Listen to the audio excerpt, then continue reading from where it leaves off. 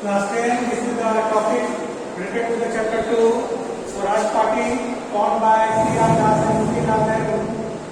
This party was formed to argue for the return of conflict politics by the leaders of the Congress. Already Mahatma Gandhi withdrew his movement, that is civil disobedience. Now Congress leader wanted to participate in the provincial elections. This was also a reason behind to withdraw the movement, because Congress leaders were unhappy with the movement and they wanted to participate in the provincial election. Provincial election में भाग लेना चाहते थे कांग्रेस के leader, इसलिए वो जो है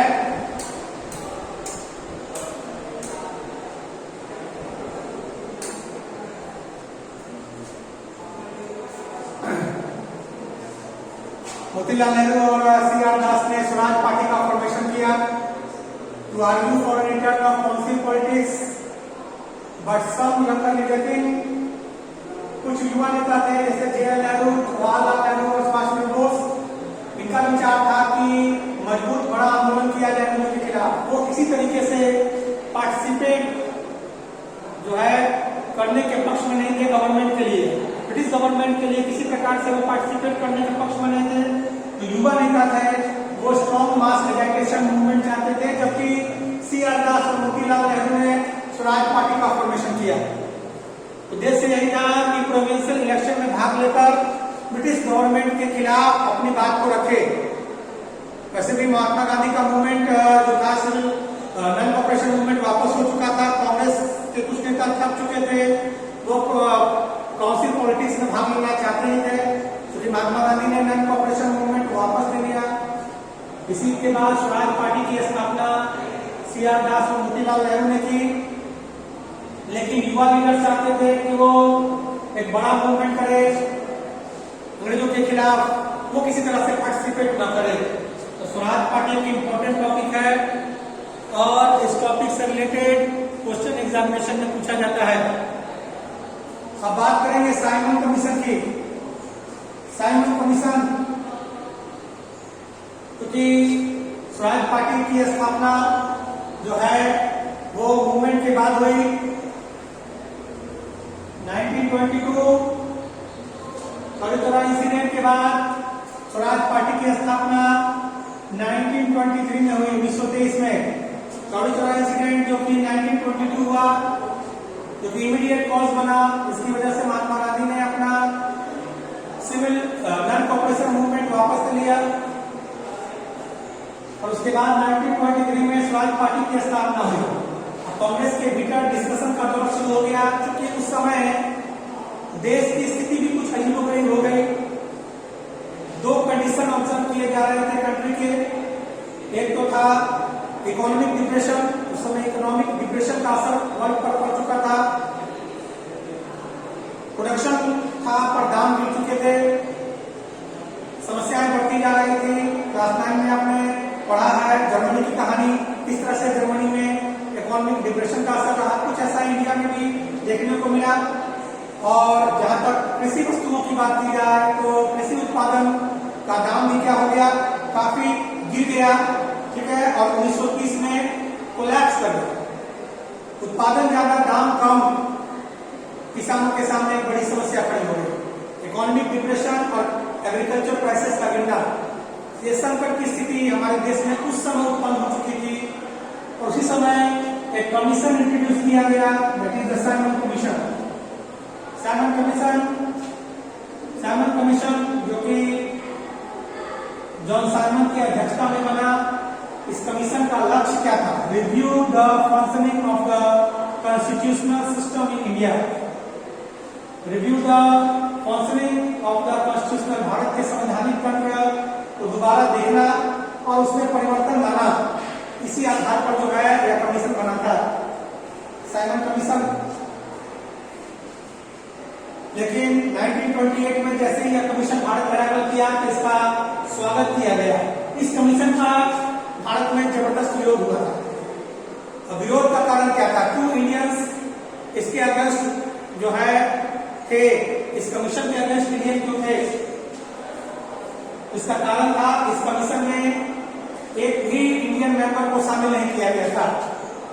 कमीशन कॉन्स्टिट्यूशनल सिस्टम के फंक्शनिंग को दोबारा देखने के लिए बना था और उसमें चेंज इंट्रोड्यूस करने के लिए बना था। पर इस कमीशन में सारे मेंबर विदेशी थे, ब्रिटिशर्स थे, एक भी इंडियन मेंबर को इस कमीशन में शामिल नहीं किया। क्योंकि एक भी इंडियन मेंबर को शामिल नहीं किया गया, यही कारण था कि इस कमीशन का विरोध हुआ।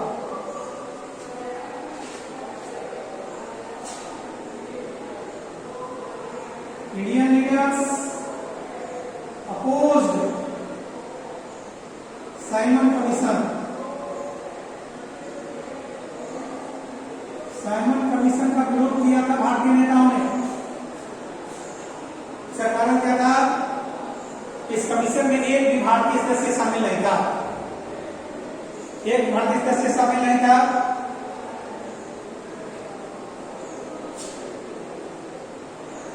There were no Indian members in this commission. इस कमीशन में एक भी भारतीय को शामिल नहीं किया गया था, एक भी भारतीय सदस्य नहीं थे। यही कारण था कि इसका विरोध हो रहा था। जैसे ही कमीशन ने राय किया वैसे ही इसका विरोध किया गया। When this commission arrived in India,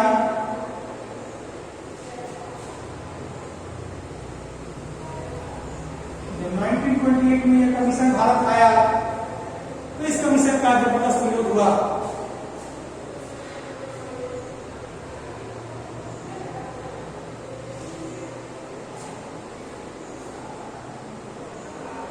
greeted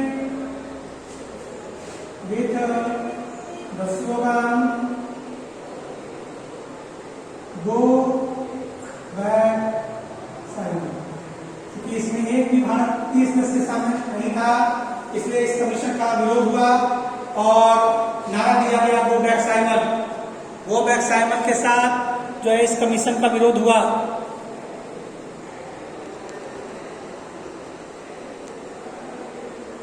इस कमीशन का विरोध किया गया। इस कमीशन के विरोध का कारण नहीं था क्योंकि इसमें भारतीय सदस्यों को शामिल नहीं। तो यह एक बहुत ही इंपॉर्टेंट क्वेश्चन है कि साइमन कमीशन क्या था, क्यों इसका विरोध हुआ और कैसे हुआ। तो साइमन कमीशन जॉन साइमन की अध्यक्षता में यह कमीशन बना। इस कमीशन का लक्ष्य था भारत के संवैधानिक तंत्र को देखना और उसमें चेंजेस का सुझाव देना। कमीशन का भारतीय सदस्यों ने विरोध किया क्योंकि कमीशन में इस आयोग में एक भी भारतीय सदस्य को शामिल नहीं किया गया। एक भी भारतीय सदस्य को शामिल नहीं किया गया, इस वजह से इस कमीशन का विरोध किया गया और नारा दिया गया "go back Simon". Go back Simon का नारा दिया गया। अब इतना ही आपके बुक में लिखा हुआ है, लेकिन इसके बाद की कहानी थी जब इसका विरोध हो रहा था लाहौर में, तो पुलिस ने वहां पर प्रदर्शनकारियों पर लाठी चलाई थी क्योंकि उसका नेतृत्व खुद लाजपत राय कर रहे थे। लाजपत राय को लाठियों से चोट लगी थी और कुछ समय बाद उनकी मृत्यु हो गई थी। इसके बाद क्रांतिकारियों ने बदला लिया था सॉन्डर्स को मारकर जो है बदला लिया गया था। यह था साइमन कमीशन। क्योंकि आपके बुक में केवल साइमन कमीशन की ही चर्चा है। साइमन कमीशन क्या था, क्यों बना, भारतीयों ने इसका विरोध क्यों किया और कैसे किया। साइमन कमीशन भारतीय संवैधानिक तंत्र को देखने और उसमें परिवर्तन लाने के लिए बना था। जॉन साइमन की अध्यक्षता में यह आयोग बना था। इसमें सारे अंग्रेजी सदस्य थे, एक भी भारतीय सदस्य नहीं था। यही कारण था कि भारत के लोगों ने, भारतीय नेताओं ने इसका विरोध किया और साइमन गो बैक का नारा दिया। This is the Simon commission. Simon go back.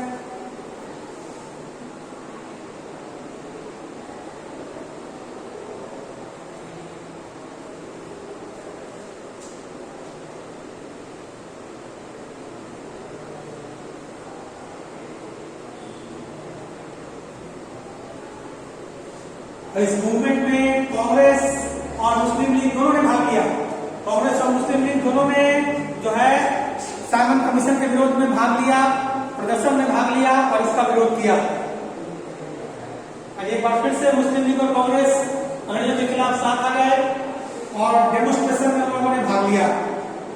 अब बात करेंगे 1929 का लाहौर सेशन। लॉर्ड इरविन ने डोमिनियन स्टेटस की बात कही, प्रभावशाली स्थिति की, जो कि एक गोलमाल वाला ऑफर था।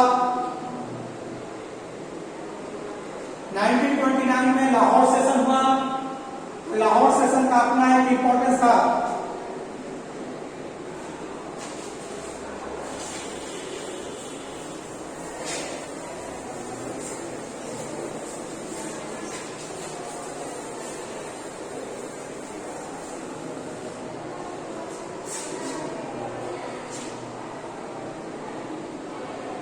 लाहौर सेशन 1929 कांग्रेस का हर साल अधिवेशन होता था। अब 1920 में पढ़ चुके हैं कोलकाता और नागपुर सेशन, तो से 1929 में लाहौर सेशन। प्रेसिडेंट कौन थे? प्रेसिडेंट जो थे वो थे जवाहरलाल नेहरू। जवाहरलाल नेहरू की अध्यक्षता में लाहौर सेशन 1929 में हुआ था। लाहौर पाकिस्तान में है, उस समय भारत का था और दिसंबर 29 में यह हुआ।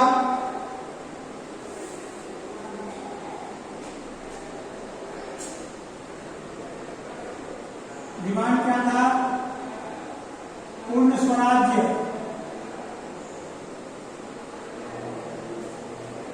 पूर्ण स्वराज, टोटल इंडिपेंडेंस।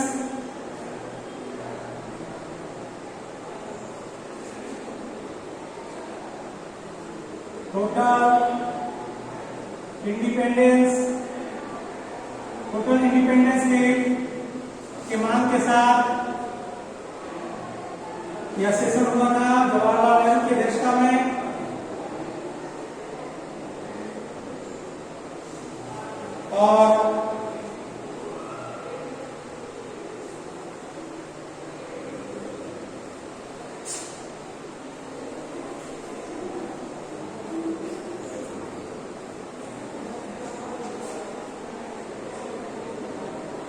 और यह घोषणा भी हुई थी कि 26 जनवरी 1930 जो है would be celebrated as Independence Day. Would be celebrated as the Independence day.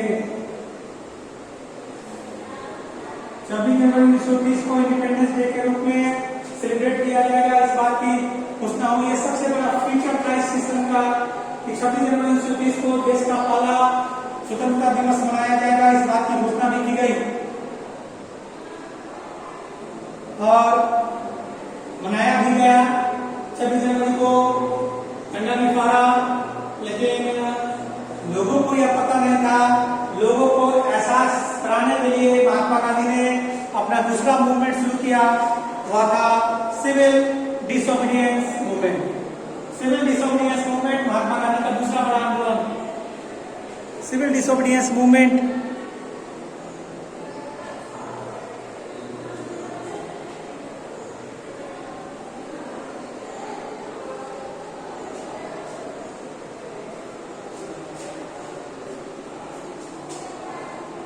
Short March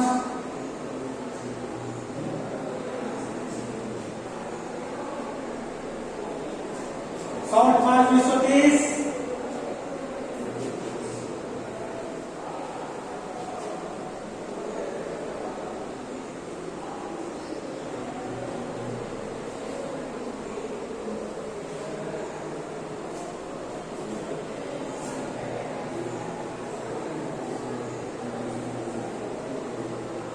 the march of Gandhiji against salt law, made by British government। British government के द्वारा बनाए गए सॉल्ट लॉ के खिलाफ महात्मा गांधी का जो मार्च था वही सॉल्ट मार्च 1930 था। महात्मा गांधी ने जो है 31 जनवरी 1930 को उस समय के वायसराय लॉर्ड इरविन को एक लेटर भेजा जिसमें कई डिमांड्स थे। उस डिमांड को फुलफिल करने के लिए एक अल्टीमेटम, एक चेतावनी दी गई और 11 मार्च का डेट रखा गया। उस लेटर में कई मांगे रखी गई थी। इसमें सबसे इंपॉर्टेंट जो डिमांड था वो था कि गवर्नमेंट ने जो सॉल्ट टैक्स इंपोज किया उस सॉल्ट टैक्स को रिमूव करना। ठीक है, सॉल्ट टैक्स, सॉल्ट का जो टैक्स था नॉट लॉस, जो टैक्स कर देते हैं, सॉल्ट टैक्स जो लगाया गया था कि इंडियन सब अगर सॉल्ट फॉर्म करेंगे सी वाटर से तो उनको गवर्नमेंट को टैक्स देना पड़ेगा, मोनोपोली राइट गवर्नमेंट का होगा। इस तरह का कुछ रूल बनाया गया था। इसके अगेंस्ट में कई डिमांड्स लेकर एक अल्टीमेटम जो है दिया गया और 11 मार्च 1930 का डेट रखा गया। इरविन ने कोई बातचीत वार्तालाप नहीं किया तो 12 मार्च 1930 को महात्मा गांधी ने अपना फेमस मार्च शुरू किया, सॉल्ट मार्च। यह मार्च जो है आपका 12 मार्च को शुरू हुआ और 6 अप्रैल को दांडी में जाकर खत्म हुआ। 12 मार्च से 6 अप्रैल 22 डेज, 22 दिन की यात्रा, 24 दिन की यात्रा की गई।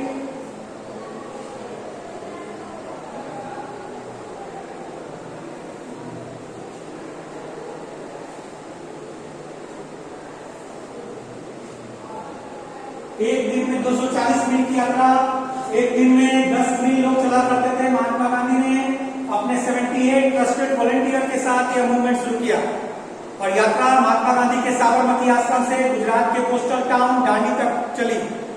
240 मील की यात्रा 24 दिन में पूरी की गई। एक दिन में 10 मील चलते थे महात्मा गांधी और उसके बाद महात्मा गांधी की सभा होती थी। बढ़ चढ़कर लोग उस सभा में भाग लेते थे और दांडी पहुंचकर महात्मा गांधी ने सॉल्ट टैक्स को का विरोध किया, उसे तोड़ा और अनाउंस किया अपने नए मूवमेंट का। इसका नाम था civil disobedience movement. Civil disobedience movement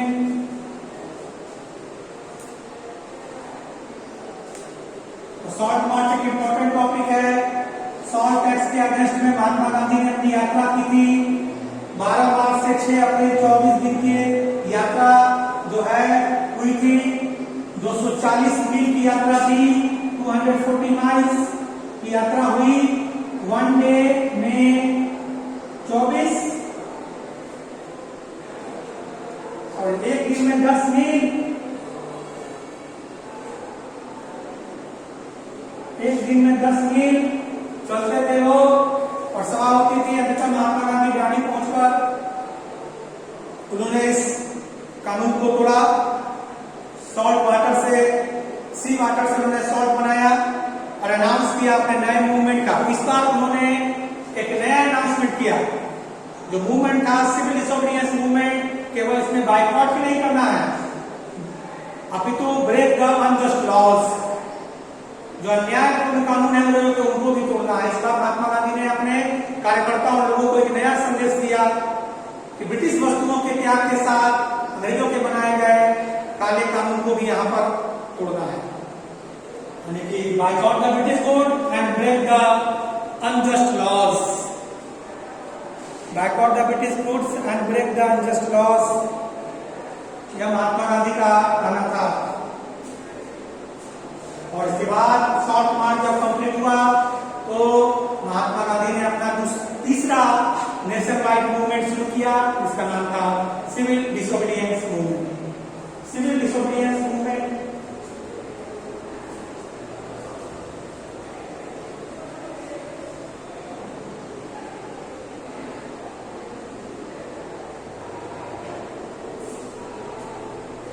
civil disobedience movement